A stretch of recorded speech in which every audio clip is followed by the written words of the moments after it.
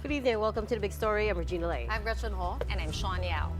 Tonight's Big Stories. The Justice Department says there will be no sacred cows in the investigation into former President Duterte's war on drugs off the back of the bombshell revelations of Garma.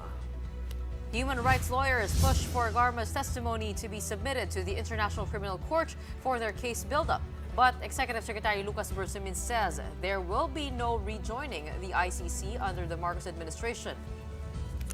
And Filipinos who identify with the Marcoses inch up in Octa Research's latest survey, while the pro-Dutertes slid down.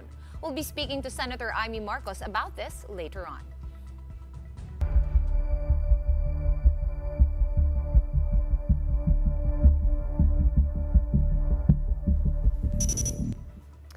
No sacred cows in this institution. This was the strong statement made by newly appointed Interior Secretary John Vic Remulla on the alleged involvement of some police officials and officers in the supposed extrajudicial killings related to the bloody drug war by the previous administration.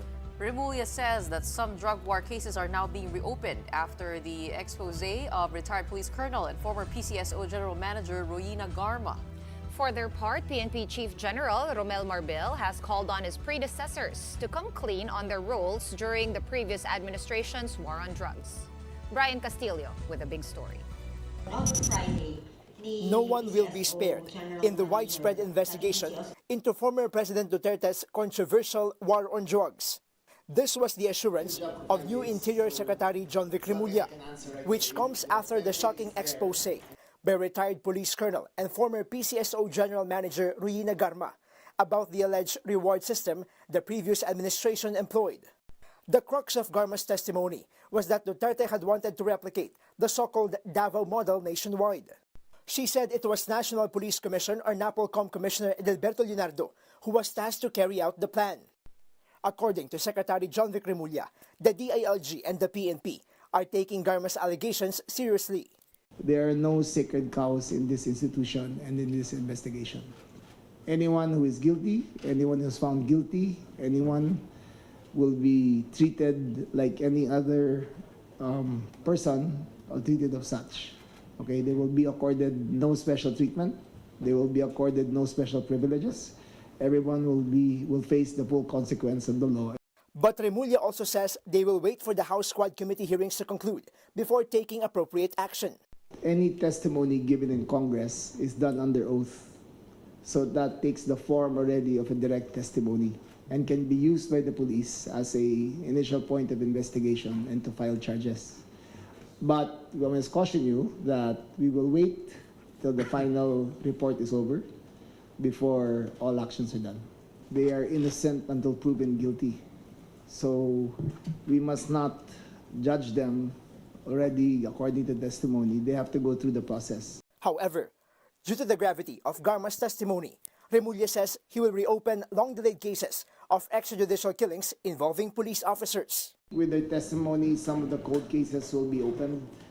But again, let us wait till the final hearings and final recommendations of Quadcom are done, and then subsequent actions will be taken. We have to wait till the full revelations are announced. I think pretty soon there will be corroborative testimonies that will abound. PNP Chief Police General Romel Marbil also urged former PNP chiefs to come clean about their roles in the Duterte administration's war on drugs. That's after Garma, at the hearing on Friday, released a diagram showing the alleged flow of money and communication for the supposed reward system at that time. Sabi na kasi ni Colonel Garma na former chiefs are being informed regarding dun sa war on drugs. So we have to take their statements and say something about it para we know where we start sa investigation po natin. Former PNP Chief Guillermo Eleazar, for one, has stepped forward to try to clear his name. In a statement, he says he is confident that he neither underwent a briefing nor took any instruction from anybody about a reward system in the conduct of the anti-illegal drug operations. Eleazar also emphasized that the only directive he received from President Duterte was to, quote, do what is right and legal. For the DOJ's part, Undersecretary Raul Vasquez stated that they will only conduct a preliminary investigation and case build-up once the House refers their committee report and collected affidavits or if a complaint is filed. For News 5, Brian Castillo. We are One News. Other Duterte men who were directly implicated by Royina Garma were Senators Bongo and Bato de la Rosa, both of whom vehemently denied it. Go says his work involved sorting out Duterte's calendar and that he had nothing to do with the controversial anti-narcotics campaign. Wala pong reward system na sinasabi nila ngayon. Masyado pong baseless accusation po ito. Yung operations ng war on drugs, wala po akong kinalaman at hindi ko po mandato yan. Ang trabaho ko noon, nasa executive order, engagement ng presidente. Hindi naman po maiwasan na ako yung tinatawag parati ng presidente. Halika rito, i-arrange mo mga meetings. Pero hindi po sa operations ng war on drugs. Go also says he is willing to face the investigation in the House of Representatives if needed. His legal team is studying whether they will file a case against Garma. The senator also lamented the fact that all those who are now accusing them were in fact once supporters of the drug war. Lahat ng SONA 2016 up to 2021, 6 na SONA. Tuwing binabanggit ni dating Pangulong Duterte ang war on drugs, nagpapalakpakan po ang lahat. Standing ovation po ang Kongreso at ang Senado. Tapos ngayon, mag-isa na lang siya, puro sisi pang inabot. But what came as a surprise to many people was Go saying that he's also willing to kickstart a parallel investigation into the drug war, this time in Senate. Kung kakailanganin po para magkaroon tayo ng parallel investigation dito sa Senado para malaman po natin ng katotohanan, I'm very much willing na mag-file din po ng resolution para magkaroon po ng investigation rin po dito sa Senado. Kung gusto niyo imbestigahan yung war on drugs, pwede nating pakinggan dito. Lalong-lalo na ang ating chairperson, si Senator Bato, is the chairperson of the Committee on Peace and Order. At siya po ay Chief PNP para malaman natin kung ano talagang totoo at ano po yung naidudulot nito at tulong nito sa ating mga kababayan. As for Senator Ronald Bato de la Rosa, who was the first PNP chief during the Duterte administration, he likewise denied that he knew of the supposed reward system. In a statement, Senator Bato said, "I did not engage in a reward system because I had no funds for that. The only reward system in the PNP is the DILG-approved list of most wanted persons." After Garma's bombshell revelations, human rights lawyers are urging President Marcos to submit Garma's testimony to the International Criminal Court. Attorney Cristina Conti, who's an ICC-accredited assistant to counsel, said Garma's testimony establishes a pattern in all the killings and that the government should submit the Quadco material to the ICC prosecution to be included in their case build-up on crimes against humanity committed in the Philippines. The Marcos administration has repeatedly insisted they will not cooperate with the ICC, but that they're also preparing for all scenarios, including if the court were to order the arrest of Duterte. When asked for a reaction to the Garma expose, all Executive Secretary Lucas Bersamin would say was that there will be no returning to the ICC fold.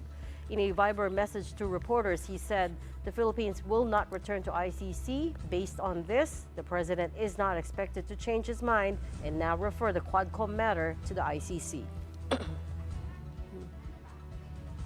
All of these issues might have begun showing up on pre-election surveys. Let's take a closer look at two that came out today.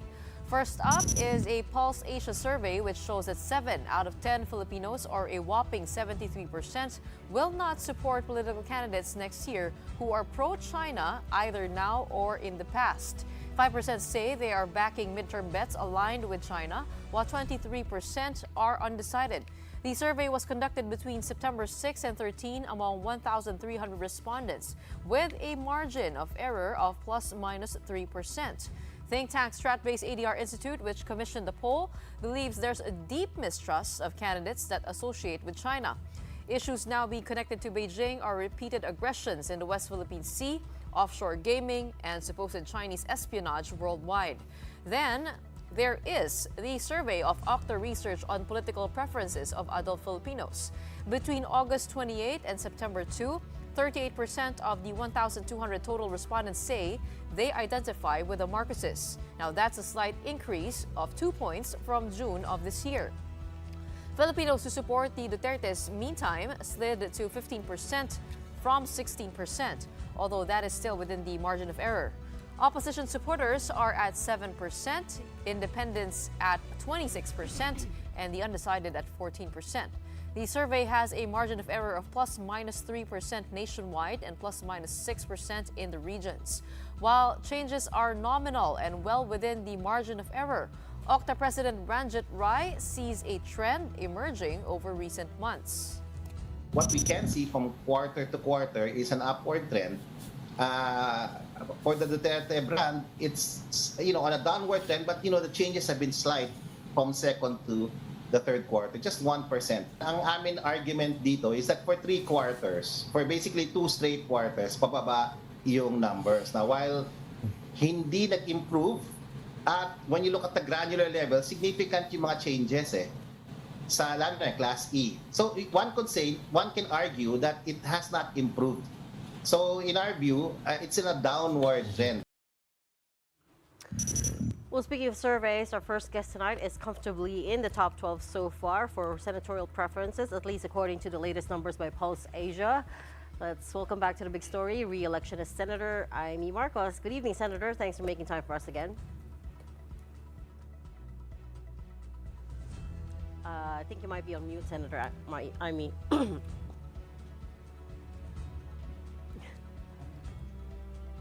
Sen, I think you're on mute. Hello. There we go. There we go. Perfect. Okay. Thanks. Hi. Good evening to all the ladies. Good evening. How are Good you this evening. evening? Happy Monday. Happy Monday. We're Indeed. also very nicely color coordinated.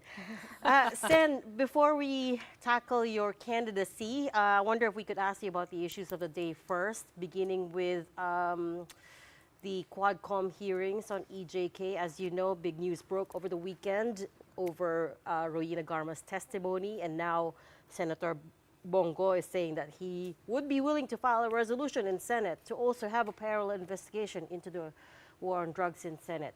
What do you think about that? Yes, let me just say that while I have utmost respect for my colleagues in Congress, the reality is I have this sense that the investigations undertaken are really perhaps not in aid of legislation. Kasi marami akong naririnig na mga investigasyon kung minsan, hindi ko alam kung sa Senado o sa Kongreso, hindi ko alam kung saan patungo. In theory, we only conduct investigations in aid of legislation. Wala naman ako nakikitang maklaro na legislation. Para sa akin, imbes na magkaroon ng katakot-takot na investigasyon na hindi naman mauuwi sa kaso, bakit hindi na lang idiretso natin sa korte na imbestigahan yan? And have the professional investigators, those tasked with that, from CIDG to NBI to the rest of our investigative forces, to look it up and definitely bring it to court, unlike what's going on now, which is sometimes a spectacle, sadly enough. There is very valuable testimony deriving from both houses of Congress, no doubt, but I think we should not overstep our bounds and rather turn over to the judiciary their role as the courts to judge and determine guilt. In short, you for one don't think a Senate investigation is going to be necessary? Well, kung gusto ni na Senator Bato at si Senator Go, ang hirap kasi kapag nag-iimbestiga, talagang ako, ang una kong tinitignan is there really a law that will change all this? But if there isn't, and it's only the facts of the case that we are determined to unravel, or perhaps worse, that we are trying to lynch mob someone, I think perhaps it's best brought to the wisdom of the courts. If not in aid of legislation, Sen, what do you think the motive is for Well, conducting there's all always these? the usual joke that it's in aid of re-election. So I'd rather stay away from that sort of discussion. And I prefer to confine myself to the limits of legislation, of lawmaking, of undertaking the audits and similar concerns with the budget, because it's budget season, and certainly endowing our countrymen with what they actually need, which is more support for the burgeoning cost of living and commodities. Senator, we just wanted to get your reaction to the piece of news that we had prior to having you, which was the recent Okta survey that says that the Marcoses or the pro-Marcos supporters are up 2% from the second quarter, while the pro-Duterte supporters are lower by 1%. Medyo pasok pa rin siya sa margin of error. But how do you feel that political affiliation is now down to your two families, the Marcoses and the Dutertes? And even analysts say that the midterms will be a determinant kung gaano kalakas ang Marcos brand, syempre yung mga umaalyado po dun sa inyong pamilya. Alam niyo, nakakatawa nga paano ba tinatanong yon? Kung pro isa, pro o kontra sa isa, hindi naman tumatakbo yung isa laban sa isa. Napakalabo para sa akin na hindi ako masyadong naniniwala, hindi ako nagtitiwala dyan, higit sa lahat, dahil ayokong pinagsasabong ang dalawang pamilya, ang dalawang partido, pinaghahati-hati ang Pilipinas. I really do not like this divisiveness, this polarization. It's not healthy. Is it the solid north versus the solid south? We're all Filipinos and we have serious problems. Higit sa lahat, itong mga binubuli o kinukuyog, palibasa wala na sa posisyon. Sa palagay ko, tiniis na namin yan. For 36 years, kami yun. Kami yung parating binubuli at kinukuyog. Sa lahat ng ayokong mangyari, gawin sa ibang pamilya, palibasa bumaba na sila sa posisyon. Is that the reason, Senator Amy, kung bakit hindi kayo sumama doon sa launch nung senatorial slate of the ruling party? And you have said that you're gonna stay independent. Or was it true na, as President BBM said, na busy ka lang daw po that day?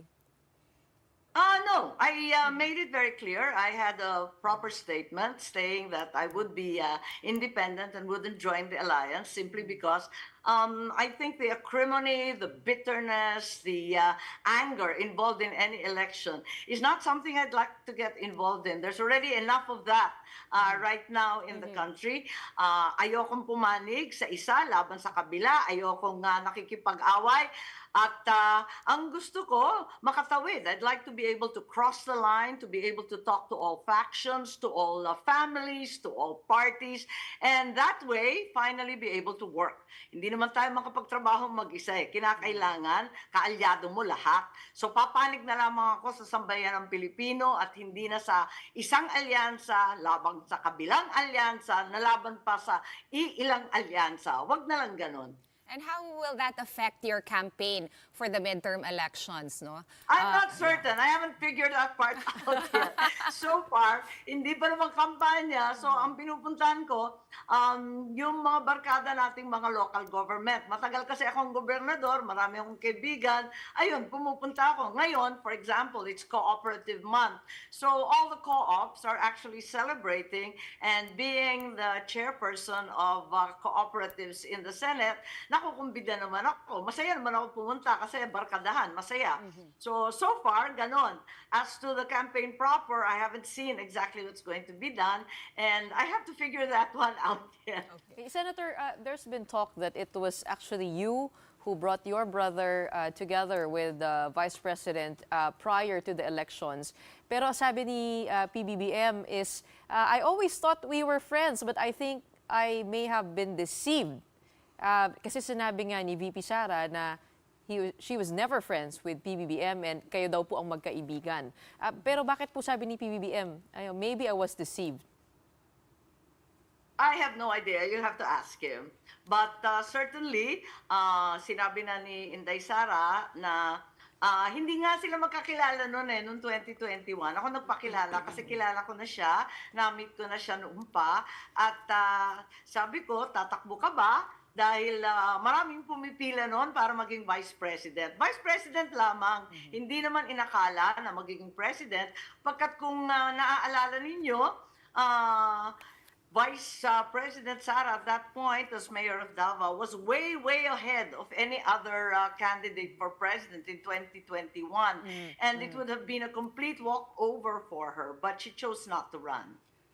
Sen, I wonder if you've had a chance to talk to your brother about You choosing to run as an independent? I think it came from him, sort of. Sabi niya, paano yan? Mamaya, hindi tayo magka-pareho. Baka banatan ako sa entablado. Sabi ko, hindi naman ako bumabanat sa entablado. And it's no secret, I've made it very well known that in many, many cases, I'm not in agreement with certain of the administration's policies.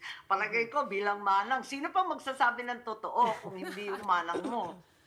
Kaya, nag-aalala siya, baka daw magkaganon. Sabi ko, hindi naman ako bumabanat sa'yo. Yung policy nga lang, kapag mali, o yung isang opisyal, kapag mali, obligado akong magsalita, trabaho ko yan eh. Pero nung umuwi ako, naisip ko, paano kung baliktad naman? Yung mga importante sa akin, yung mga mahal ko rin, babanatan ng lubos-lubusan, baka hindi ko rin matiis at magre-react ako. Mas maigi na umiwas sa ganung usapin. We know how nasty elections can be, and it's very, very important for me that I should remain with a working relationship for all parties involved. That's the only way I think I can serve the Filipino people. And having so, said- so it was. So to be clear, it was his idea that you run as an independent, because nga you don't it's agree. not his. No. I think you're misinterpreting. I think what I said was that he asked if I was going to publicly disagree with him on the stage and so on. And I said, of course, I don't do that. But on the other hand, what if some of the other candidates, other officials start attacking people who are really, really important to me, or policies that are very important and strongly held by me for a long duration of time? Mahirapan din ako. So mas maigi na umiwas at maging independent. Would that one of those It be... didn't come from him. Yeah. The question simply was that, Right, okay. paano? Sabi ko, maiipit ako nito, hindi na maganda yan. Yeah. And having exactly. said that, Senator Amy, how is your friendship with VP Sara through the breakup, a much publicized breakup of the unit team? Are you still in touch, or do you still have each Yes, other's of course, backs? of course. I'm very much in touch with all of them. Ang totoo, kaibigan naman natin, ang mga Duterte. Para sa akin, talagang may utang na loob pa rin ako. Linibing yung tatay ko at tinulungan ako maging senador. Tinatanaw ko yung utang na loob at ako'y nahihirapan sa mga panahong ito na talagang nagkakatunggali. Kung minsan, hindi dahil sa tunay na alitan, kundi minsan ang pakiramdam ko talagang maraming nasa paligid na talagang talagang nampupugon, sabi nga sa Bisaya.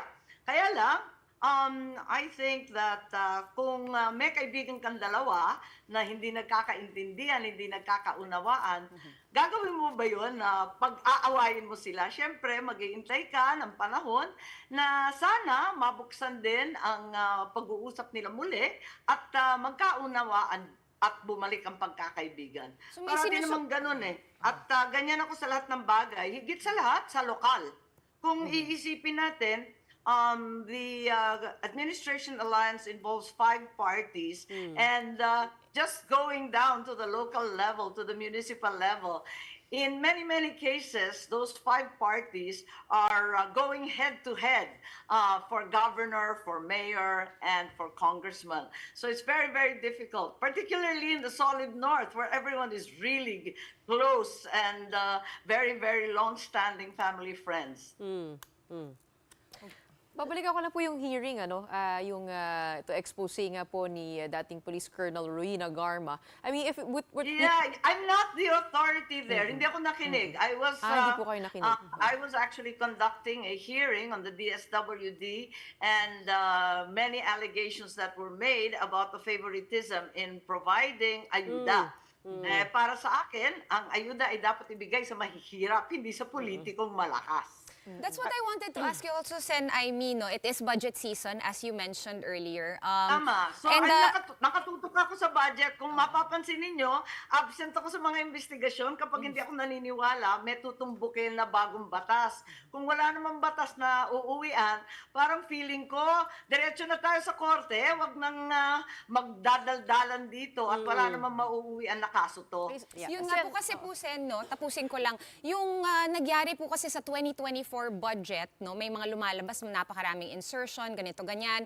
Kayo po ba sa Senado, and particularly you in your office, binabantayan niyo po ba na hindi maulit itong mga insertions after na nung Oo, BICAM? masama ang loob ko dyan kasi ang dalawa kong hawak, yung COMELEC budget at saka yung DSWD budget, yung dalawang linapastangan doon sa BICAM last year. Ang sama-sama ng loob ko kasi nagulat na lang ako, lahat nagulanta na biglaan na 12 billion ang dinagdag para sa Chacha, sa PI, doon sa COMELEC budget. Wala naman silang hinihingi na ganun.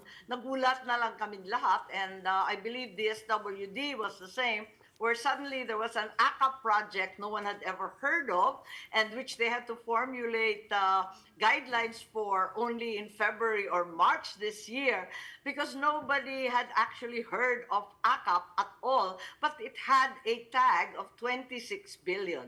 Mabigat-bigat yun, kasi parang, ano ba, nalusutan ba tayo? Ano ba nangyari? So, ganun yun There's a great deal of inter-chamber courtesy. And we tend to be very easy on the other chambers' additions, insertions, initiatives. But perhaps it's better that we start coordinating more tightly this year so that these shocks are prevented. Senator, speaking of the budget, I just wonder if you agree with the 700 million budget given to the Office of the Vice President by the lower house, or will you push for a higher budget at the Senate for VP Sara? At this point in time, we haven't heard the budget of the Vice President. I just heard it very briefly during the subcommittee hearing. We'll have to hear it in the plenary. And of course, it's always subject to the greater number of senators. So, kailangan pag-usapan muna at tignan kung ano talaga ang karapat-dapat. Kanina, naungkat dahil DSWD budget, yung investigasyon, because the DSWD promised to investigate the allegations made that the requests for ayuda and other social protection from the DSWD, from the OVP, were always turned down. So there was a hint of some level of politicking. A congressman also, Congressman Olaso from Zamboanga, turned up and said that he was humiliated because his AIX was suddenly held back. These same complaints have been heard over the past, and we urged the Secretary, quite above and beyond the usual denials, to prove that in fact this hasn't occurred. Senator, sabi nga po nila, yung AIX na nabanggit ninyo, yan daw po yung bagong pork barrel. What do you have to say to that? Because it's supposed to be an agency fund, pero nahahaluan ng politika, nadidikitan ng ng mga local, mga LGU. I mean, do you agree with that? What do you have to say? Palagay ko yung LGU nga lugi I think that's not quite right. Ang nangyayari, talagang mas malalaking politiko ang nakikialam. Yun ang problema talaga. What do you mean by that, Sen? Yung LGU nga, tumutulong kasi there are very, very few DSWD employees, and they don't have the capacity to go down to the barangays, whereas the barangays really help them try and figure out who the genuinely poor and needy are. Siyempre, alam natin, dinideny ng DSWD yan, pero marami na kaming nakausap ng mga regional director at iba pa na talagang umaangal. Actually, it was VP Sara herself who said that, who claimed that the budget was being politicized, right? Yes, precisely. I think she has complained about that. She claimed, Senators Ko and Bato de la Rosa, myself, have all complained about that. But, I think similar complaints have been made by congressmen and many, many others. But Sen, so she said that the budget is being manipulated. But Sen, on the other hand, your brother, the president, has himself said he doesn't think that's what's happening. He said that every single government agency just has to undergo that level of scrutiny for their budget. Nothing is being politicized here. Where does that leave you? Well, my brother has to give them the benefit of the doubt. He is, after all, the president. But you and I know that there is no perfect administration, and it is our duty, both as elected officials and as media persons, to report those mistakes, those errors, those injustices. Okay, lastly, Sen Aimee, we asked this question of every re-election as well, pretty much everyone who filed the COC. Why do you want another term in Senate? What's going to be your platform this time? Oh, my platform remains the same all the time. Nabitin kami. We are the senators who got struck with COVID for 2.5 years. So I started already with my agrarian reform program. Nabigyan na ng titulo ang karamihan ng mga magsasaka. Nabura na yung utang nila. Libre na sila. Na-condone na yung mga utang nila. But as we know well, the title's only as good as a piece of paper if there's no backup to it. So they still are so impoverished. They still have no mechanization. They still have no subsidies for gasoline that has just skyrocketed, and for fertilizer and so on. So that's the second part of the program. The other thing, of course, is that as the head of social justice, I've managed to push forth the expansion of the Centenarians Act and give them their social stipends for our elderly. Pero kulang pa rin because our PWD, particularly those who are severely challenged, get no help at all from the government. Kawawa naman sila at yung kanilang pamilya. Samantalang yung mga PWD na ganadong-ganado magtrabaho, walang pagkakataon magtrabaho. Ganon din yung solo parents. So there's still a great deal of work to be done. Bitin ang aking term bilang senador. On your agriculture platform, Sen, what's the plan to curb smuggling and hoarding, which, as we both know, is an age-old issue? Yes, I think that's very, very important. Unfortunately, today you can't tell. Is it the Bureau of Customs? Is it a legal importer? Is it a smuggler? Parang karambola na sila. We need to understand that. But most of all this diminution in tariff and excise tax has not resulted in cheaper prices, and instead has really disadvantaged our local farmers. Kawawa ang ating mga magsasaka, tulungan natin. Hindi lang yung konting limos na binibigay pa minsan-minsan, kundi siguro bigyan natin ng sahod.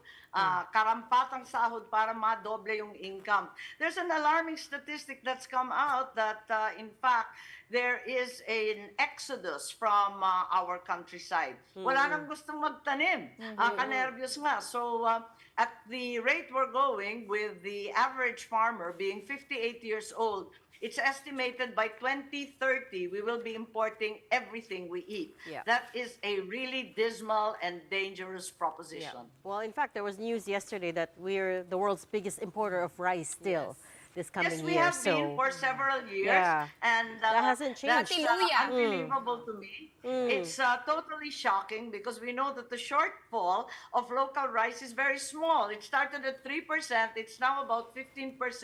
Bakit tayo naging biggest? Nakakapagtaka. Samantalang bundok-bundok ng palay at ng bigas ay nananatili sa South Cotabato, na iiwan pa rin sa Nueva Ecija. Bakit hindi yun muna ang bilhin ng NFA at ng DA at wag import na lang ng import lagi? Kawawa naman ang ating mga magsasaka. Unahin ng Pilipino. Well, yeah. Pinapayaman natin ang Vietnamese, ang Thai, pati ang Indian. Eh bakit yung Pilipinong magsasaka hindi unahin for a change? Well, to be fair to the admin, they're just trying to bring the prices down in the short term, right? Because wala pa po The yung productivity. question arises though, they brought excise taxes, it was at 50%, and I recall the prices at that point were 38 pesos. We brought down the 50% to 35%.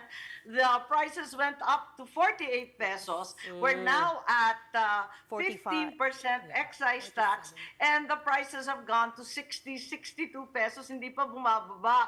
Eh, nakukulitan na yata si Secretary Laurel sa akin kasi sabi niya, August babagsak na yan. Came and went, September naman daw, ngayon October.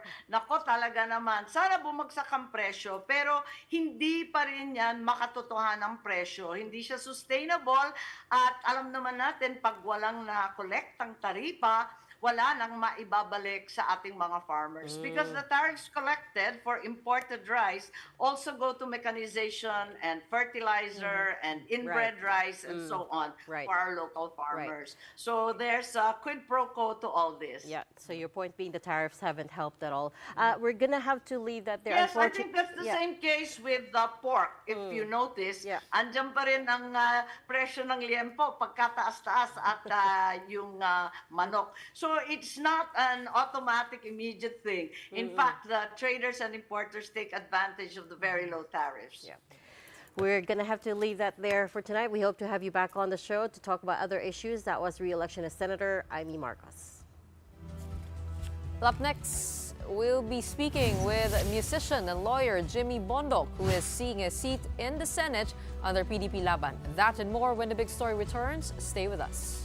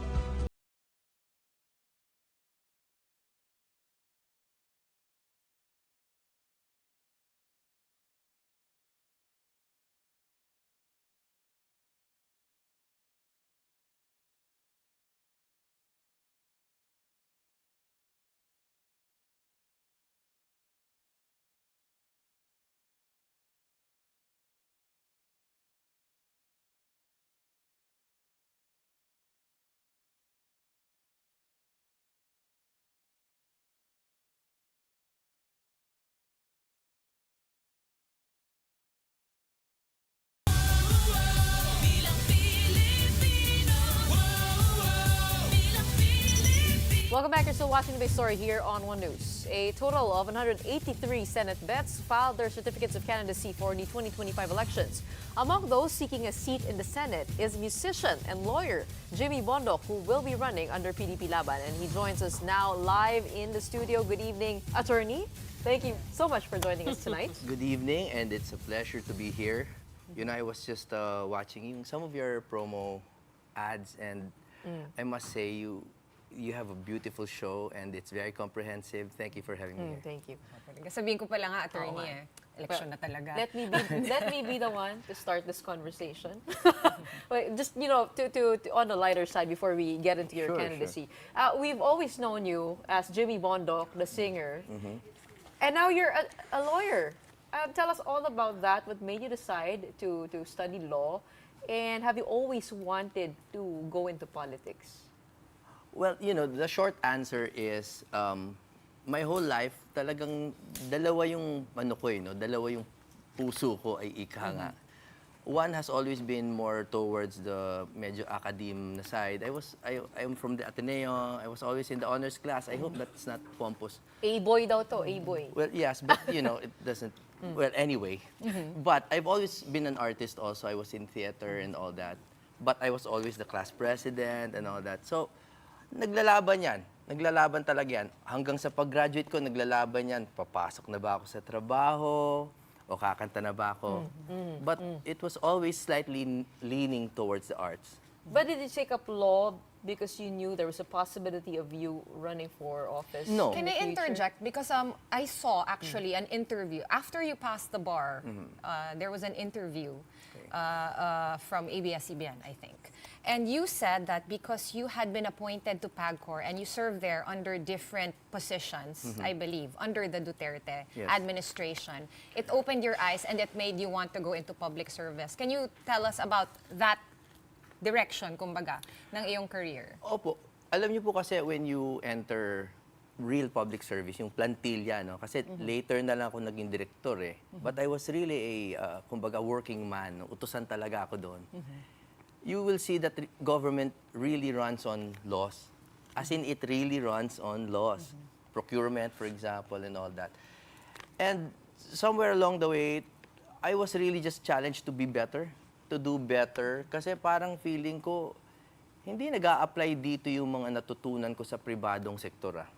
I mean, the normal logic that you think would apply, like being efficient, you know, SWOT analysis and all that. Optimizing and all that, streamlining, yeah, of course, all fantastic ideas. Pero once you're confronted with the laws, biglang, uy, bawal pala yun. And I just didn't want that impeding my intentions of being of service. Sorry, we're short on time, so I'm going to go straight into the hard questions. Bring up now the fact that you've been on the board of PAGCOR since September 2021, which means you were there during the heyday of the POGOs, right? So, Yes. so Actually, at that time, yun yung medyo heavily challenged na yung POGOs at that but time. at that time, also, President Duterte was still defending POGOs. In fact, we remember a quote from him wherein he said, hindi naman masama, so might as well tax them. Now that all of these issues with POGOs have come to light, do you regret supporting POGOs? Because sitting on the board of PAGCOR, you had the power to do something then, right? Yeah, no, not at all. Kasi alam nyo yung POGO, as I was saying in my Comelec interview, I'll say the same thing, masalimuot talaga yan. And you can't just polarize it parang either it's evil or it's not. It really depends on the climate, no? Yung sitwasyon. Will it favor the country to allow this now or not? And that's an executive and legislative prerogative talaga, no?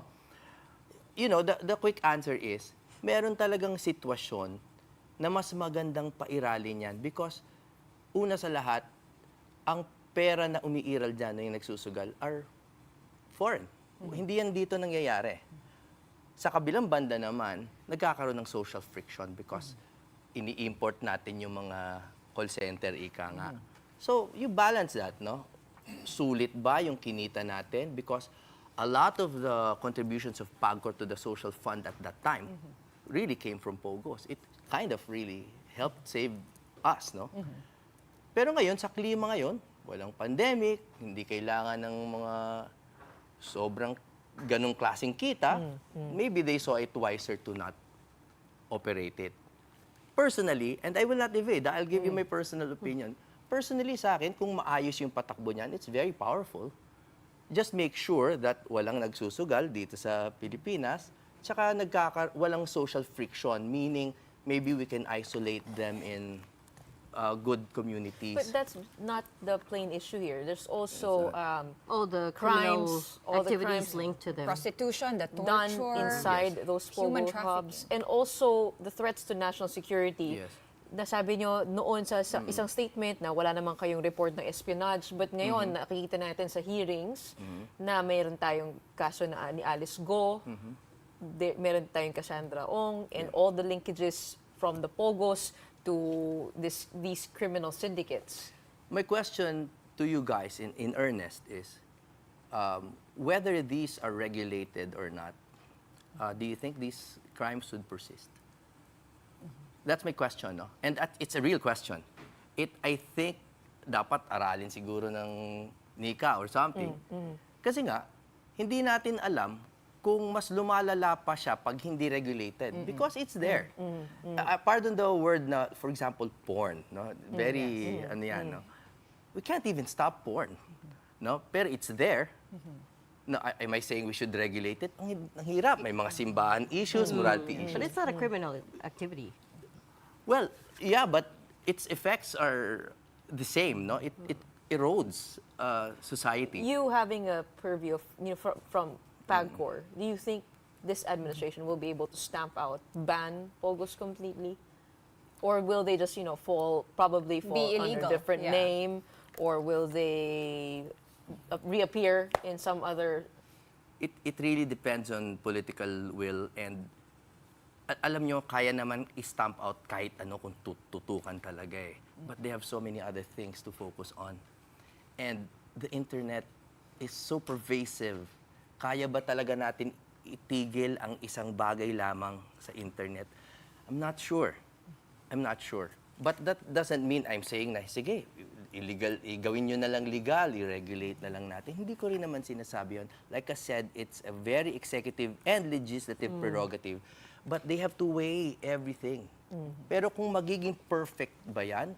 Never, right? Never, because it's just there. The internet is just there. Attorney, why the Senate? A lot of celebrities, influencers, artists who try their hand at politics usually go for a lesser role. Why the Senate agad? Many reasons, but the first was, ang una talaga niyan, magpa-party list dapat ako. I do have a party, it's a legitimate party, it's called Boses, it's for entablado at sining, yun yung ES doon sa Boses. But when I was confronted with the former president, tinanong niya, saan ka tatakbo? Sabi ko, party list po. Hindi, pero anong gusto mo? Saan mo talaga gusto? Sa Senate po. I mean, I had to be, parang he reached into my brain and asked me for an earnest answer. When was that? I'm curious because I was just thinking months kung ano yung ago. process. Diba? Before ka nag-file ng COC for Senate na. Yeah, a few months ago. A few months ago. I was in Davao. Sabi ko, ano yung gusto mo? Sabi ko, sa Senate po. And it's true. But also, I think, I know my chances, hindi ako ilusyonado na tao. But if there were a house that I would have a better chance of getting into, I think it's the Senate. It requires more votes, but it's not a single vote.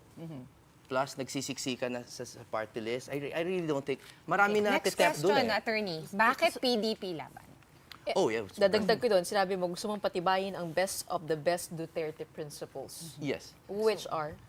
Well, anti-corruption is really a big thing for me. Marami po tayong kritisismo laban sa dating Pangulo. But yung anti-corruption stance niya was very evident and very felt sa aming mga nasa ahensya. Sa labas po, alam ko naman, yung balita, alam ko naman lahat ng mga pinag-uusapan sa balita. Pero kasi nandun ako no? Nandun ako at I was also at the top position ng direktor ako ng isang nagre-regula ng sugal. No? At ni minsan po, walang hiningi sa amin na alanganin yung Pangulo. And that is first-hand knowledge. Ako yun Hindi ko yun kayang, I cannot make you believe that. I cannot make your viewers believe that. But I believe that. Walang hiningi sa amin, walang alanganin, hindi kami nakasuhan. We were able to get our clearances from the Ombudsman very quickly. But what about his drug war? Do you also align with his principles in the drug war? Well, yes. The short answer is yes. It wasn't perfect because there are always the scalawags and all that. And again, I know it's a long, protracted discussion. But yes. And I think the surveys also show that the Philippines really needed that kind of strong hand. No? Now, controversial, yes, absolutely. Pero again, first hand tayo pumunta. No? Sa neighborhood namin, nawala talaga Yung mga buwisit. No? Kasi buwisit talaga That's the word for it. Saan po ba kayo? Sa Cubao po ako. And now, to be quite frank, some of them are back. No? So, these are real things. Because No? a lot it of was, people, Jimmy, so would say that it's maybe not the most popular choice for your maiden run for the Senate to join PDP laban. But so it was, so I'll ask the question straight now. There's speculation that you were asked to run under PDP laban. specifically because they need the numbers in Senate, with the specter of impeachment hanging over Vice President Sara. Is there any truth to that? There have been absolutely no talks about that. If those are their intentions, I don't think there's anything wrong with that. I think that's a political matter. I don't think it's illegal. But wala pong ganong usapan. Walang, it was more of me expressing, saan mo ba gusto? Sinagot ko sa Senate po. Did you consider joining another party, or was this the only option for you? No. This was, the only option was this, or of course to go independent. But my friendship with Dutertes are not as deep as people think. Oh no, it's very deep, but it's not politically deep. No, it's personally. We have a kinship. No, How and we did have you end shared- up becoming friends on the personal level? It was that song. It was I wrote a song, which is why siguro po kung mangyari po yung hindi ka panipaniwala na ako'y makapasok sa Senado, it would be such a great story, to be honest. Just because I really started with a belief na sabi ko, okay, itong taon to, susuportahan ko to. Gumawa ako ng kanta, nahanap nila ako, nilipad nila ako sa Davao, naging magkaibigan kami, binago ko yung buhay ko, at ngayon, kung makapasok man ako, it would be, what an upset, right? But I'm not doing it for that. It's just that the artist in me sees that as a great story. So to be clear, it was former President Duterte who asked you to run under PDP Laban, just to set the record straight. No, he asked me what I wanted. And I said, gusto ko po mag-Senate under PDP. Attorney, so It was more of him acceding to it. So at what point did you join PDP? Oh, when they announced it, about a week before that. It was quick, kasi alam niyo naman sila, kung minsan medyo... Kaya nga, so 1 week before they announced it was the time that you joined PDP. So you're a very new member. No, I had been a member. I had been a member, but not But to be on the slate. to be on slate. Attorney, pardon me, but I have to ask this, and I know this is an issue that has long passed.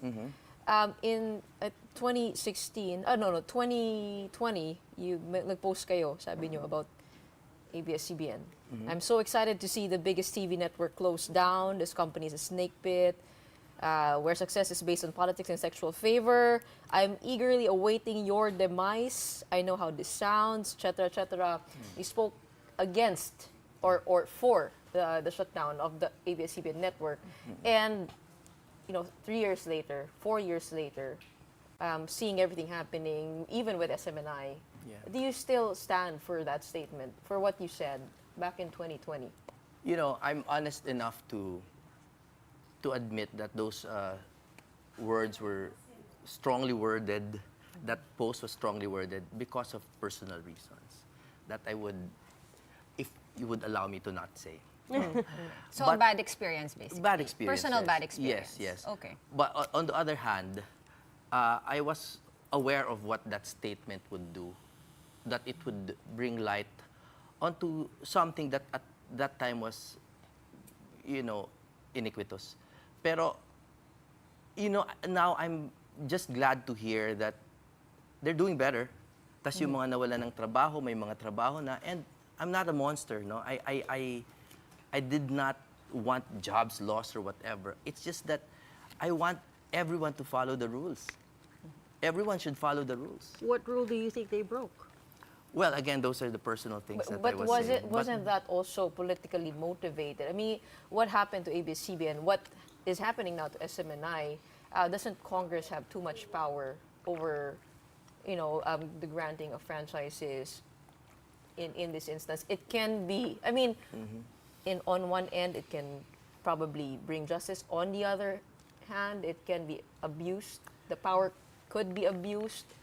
Yeah. Well, let's go legal, no? Because franchise is a franchise. It's a grant. It's the prerogative of the legislature. So you can't question it.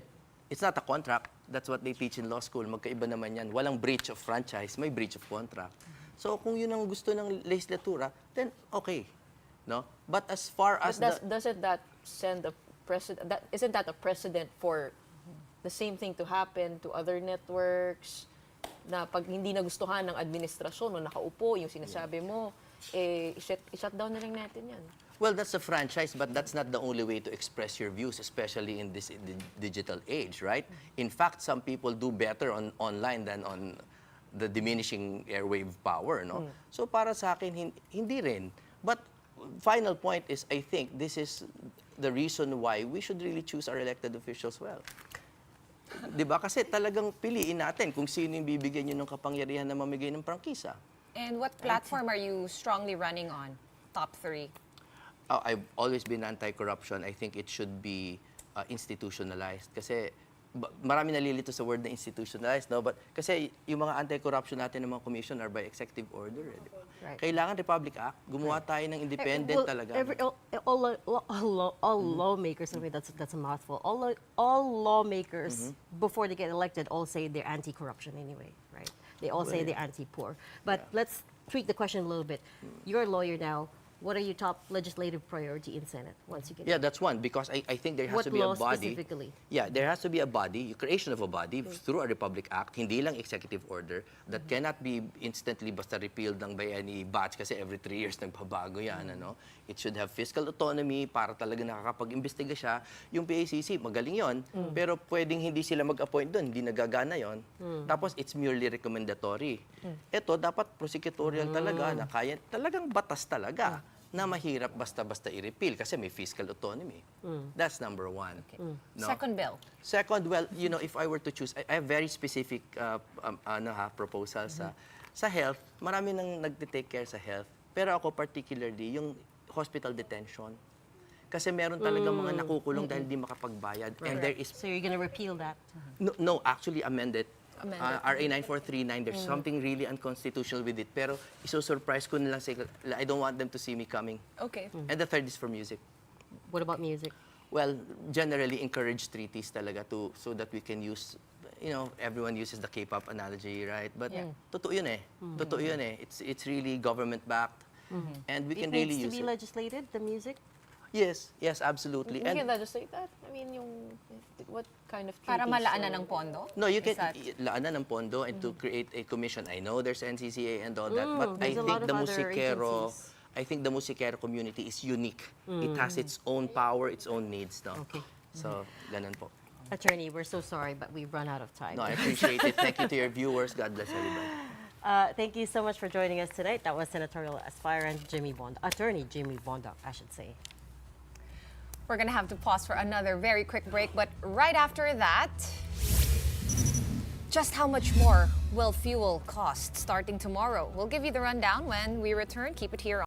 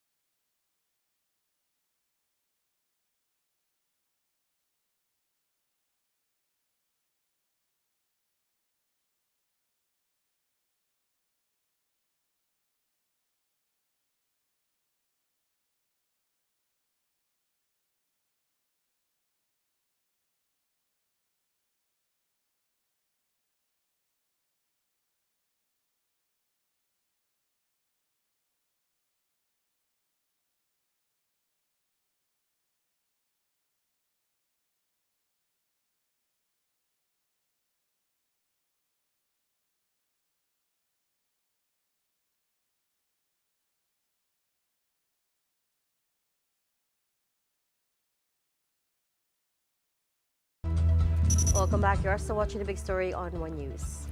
Before we go, here is our big picture for tonight, and it's not good news.